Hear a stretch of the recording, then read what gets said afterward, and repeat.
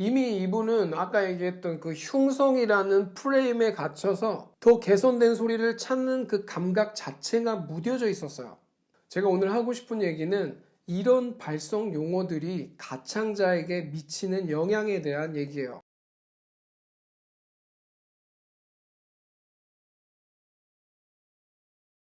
안녕하세요. 보컬 코치 에이든입니다.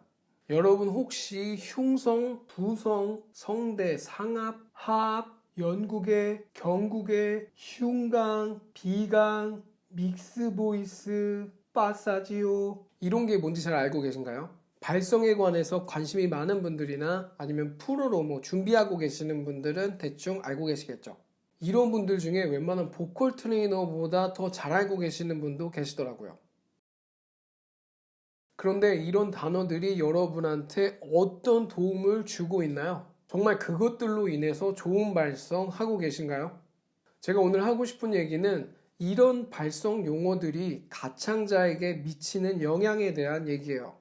제 스튜디오를 찾아오시는 분들 중에도 가끔 발성에 대한 개념이 넘치는 분들도 계세요. 어디서 공부하고 오셨는지 모르겠지만 상당히 어려운 용어들을 사용하시더라고요. 그래서 저는 처음에는 그분이 보컬 트레이너인 줄 알았어요. 근데 그냥 음대 전공생이라고 하시더라고요. 그분이 첫 레슨에 저한테 흉성으로 A4까지 내는 연습 중인데 잘 안 돼서 오셨다고 하시더라고요. 그래서 저는 혹시 흉성이 뭔지 아시나요? 이렇게 물어봤는데 생각보다 엄청 잘 알고 계셔서 놀랐어요. 사실 저는 이분이 말하는 흉성으로 A4까지가 무슨 말인지는 알고 있었어요. 이분이 원했던 게 벨팅이었거든요. 그런데 용어가 어찌 됐건 간에 지금 목소리가 잘 안 나오고 있는 건 확실했어요. 뿐만 아니라 목소리도 꽤 많이 지쳐있는 상태였어요. 저도 이제 트레이닝을 할 때 기본적으로 이런저런 설명을 해드릴 때도 있는데 이분한테는 교정 플랜을 설명하지 않고 바로 트레이닝을 시작했어요. 이걸 설명해드리면 머리가 더 복잡해질 수 있으니까. 어쨌든 간에 트레이닝을 시작했는데 이미 이분은 아까 얘기했던 그 흉성이라는 프레임에 갇혀서 더 개선된 소리를 찾는 그 감각 자체가 무뎌져 있었어요. 몸이 이제 발성을 시작하기 위해서 숨만 쉬어도 준비만 해도 목을 이렇게 누를 준비를 하고 있는 거예요. 본인의 의지와 상관없이. 이게 바로 무의식적 습관인데 자신의 생각과는 상관없이 머릿속 깊이 들어있던 어떤 중요한 프레임 안에서만 움직이려고 하다 보니 그 공간 안에서의 움직임이 익숙해져 버리는 거예요. 그 익숙함에 익숙해지면 나중엔 새로운 걸 밀어내고 익숙한 것만 찾아가게 돼요. 익숙한 게 좋은 건지 나쁜 건지와는 상관없이 새로운 거는 안 좋은 거, 익숙한 게 좋은 거, 몸은 그냥 간단하게 인식한다는 거죠. 두서없이 말하다 보니까 좀 말이 어려워졌는데 이게 무슨 경우냐면 비빔밥을 만드는데 고추장이 되게 중요하잖아요. 고추장이 중요하니까 그 고추장을 많이 넣으면 어떻게 될까요? 버려야 돼요. 그거 못 먹는 음식 돼요.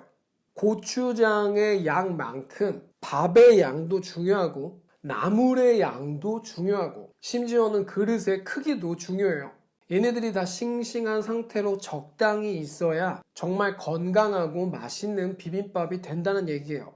비유가 기가 막혔던 것 같아요. 그래서 몇 달 동안 이 프레임을 부수는 작업만 했던 기억이 나는 것 같아요. 저는 그분 머릿속에 이미 다 정리되어 있던 생각들을 무너뜨리기 위해서 노력했고 무의식적으로 더 편한 소리를 내는 게 익숙해질 수 있게 집중했어요. 그분 역시 그게 맞건 틀리건 오랫동안 정리해 놓은 개념들을 내려놓기 위해서 노력해 주셨고 무엇보다 저를 믿고 잘 따라와 주셨죠. 결국에는 몇 달 정도 걸려서 그 프레임이 깨졌고 훨씬 개선된 소리를 지금 쓸 수 있게 되셔서 이 얘기를 지금 편하게 할 수 있네요. 허허. 다시 주제로 돌아와서 이런 용어들은 학문적으로 정리와 구분을 위해서 만들어진 용어들이 많아요. 어떤 집단에서 전문가들이 연구해서 만들어진 새로운 용어도 있고 심지어는 그냥 누가 지어낸 용어들도 많아요. 그 몇 개 아시죠? 근데 그런 것과 상관없이 여러분이 그런 단어에 어떤 의미를 부여하면 그 의미에 대한 프레임이 생길지도 몰라요. 그리고 그 프레임에 자신도 모르게 갇혀버리게 되는 현상들도 많이 있고요. 자, 여러분이 궁극적으로 원하는 거는 노래를 잘하는 거지 목소리 잘 내기 경시대회를 나갈 거는 아니잖아요. 여러분은 노래를 어떻게 표현하실지 고민하셔야 돼요. 그런데 그 표현을 하는 데 있어서 한계점이 생기잖아요.